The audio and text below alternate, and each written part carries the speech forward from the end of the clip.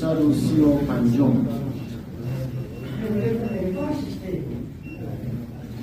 به مولا عبدالغفور سمرقندی صدور یافت در بیان آن که محبت این طایفه سرمایه سعادات دنیوی و اخروی است و توفیق اتیان احکام شرعیه و تحصیل جمعیت معنویه از ثمرات آن محبت است. اما یا ناصر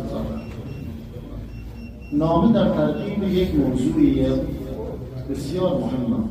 اون موضوع اینه که شما با اهل الله، با کسانی که با خدا رابطه خاص دارند و اونها اهل الله شناخته میشن، اهل معرفت شناخته میشن، ولی الله شناخته میشن، درسته؟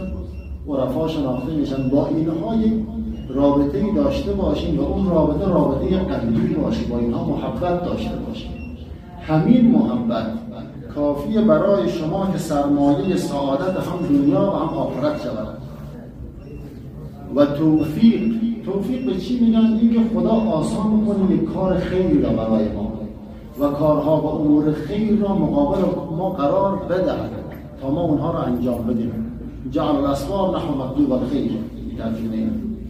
این توفیق برای انجام احکام شرعی را و همچنین تحصیل جمعیت خاطر، قلب ما از فراکندگی بیاد بیرون، از غفلت بیاد بیرون و تماما طرف خدا باشد. تمام اینها با این محبت میسر خواهد شد. امام ربانی میگن از ثمرات این محبت است. فایده محبت اهل الله این هست.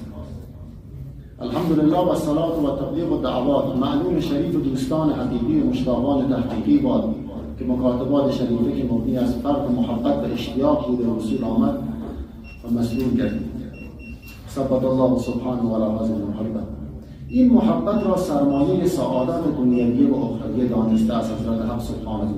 ثبات و استقامت بر آن مسئلت باید می‌بود. اگر عالم ظلمت و کدورات را در باطن بریزند و این محبت را برپا دارند، غم نباید خورد بلکه امیدوار باید بود.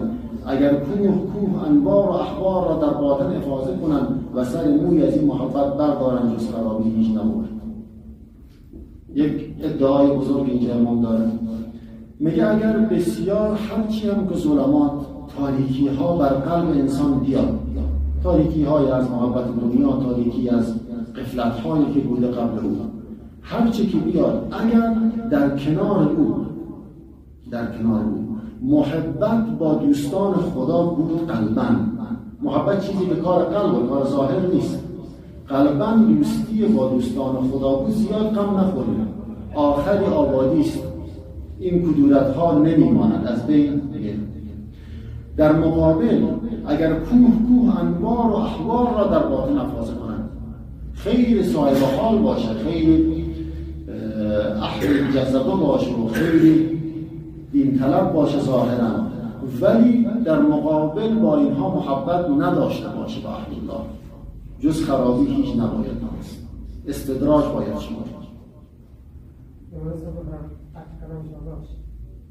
یک مسئله که بسیار مهم و در قرآن هم این تذکر داده شده، کونوا مع الصادقین، همراه با صادقین باشی. صادقین به تعبیر قرآن کسانی که به صداقت با خدا هستند، اهل الله.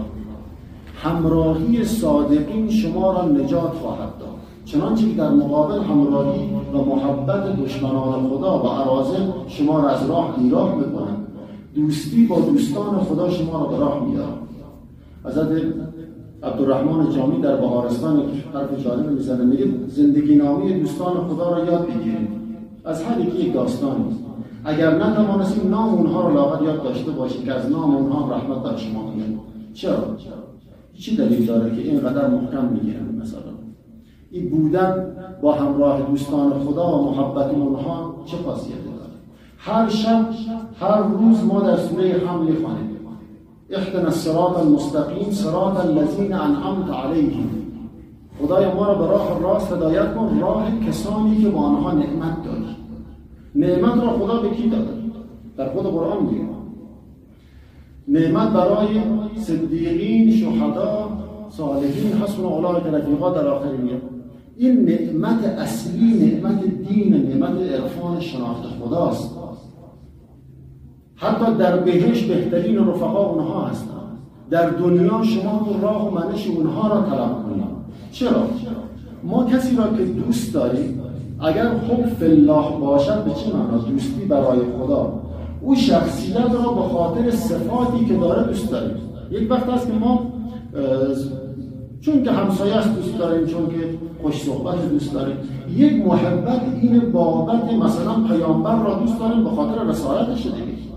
اگر پیامبر نمی بود، خب شخصی بود مثل ما بقش.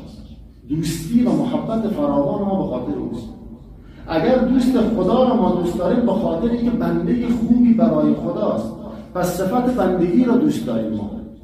این محبت قلبی اصل سرشت ایمانه. اصل سرشت ایمان همینه که ما خدا را میخوایم و هر کس که در مسیر خدا هست، این خدا طلبی حتما ثمره او خدا خواهد آمد. در مقابل اگر که خود را بزرگ می‌بینی، اون بحث نفسه، خود را دیدی و حتی دوستان خدا هم در نظر تو خوار میاد. این دیگه هرچند دعا میکنی که صراط الذین انعمت علیهم، بازم نصیب نخواهد شد. چرا که تو با اونها مشکل داری هنوز. این بسیار مهمه. سعی بکنیم که بگردیم تا پیدا بشه. حضرت امام غزالی میگه البته باید گشت کنیم، منتها شاید پیدا هم نشون. این طور هم در ما سیاه نباشه که اصلا نیست. هستن، پیدا میشه. نبود به قول عبدالرحمن جمی داستانهای ما رو یاد میگیره. و این محبت با اهل الله محبت با خداست. و یقین دیگه چون که اون صفت رو ما دوست داره، نه ذات را. و از این خدای تعالی برای ما بسیار چیزها میده. همه اندرز من به تو این است که تو طفلی و خانه رنگین است. برای طفل یک خانه رنگین به خیلی اون حوث اندازه، به این طرف میده و این طرف میده و شاید همون روز یادی بره که غذا هم نخوره اگر کسی مادر و پدر مسلمان نکنه.